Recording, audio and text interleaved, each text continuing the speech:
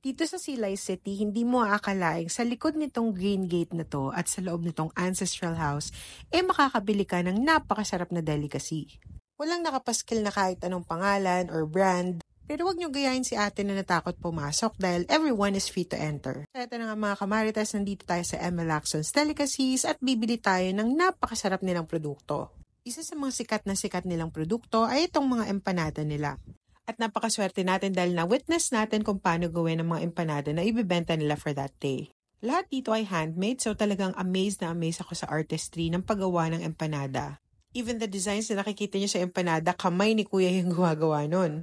They have been in the business since 1925 and may iba pa silang mga produkto like pili squares, merong lumpia. Pero ang talagang mabenta sa kanila is itong mga empanada. Meron silang pork and chicken empanada. Unfortunately, chicken lang yung naabutan namin pero okay na yun. Sayang din kasi hindi na namin naabutan tong lumpiang ubod kasi niluluto pa nung nandun kami. O sige, teka lang, baba muna tayo bago natin tikman yung mga empanada.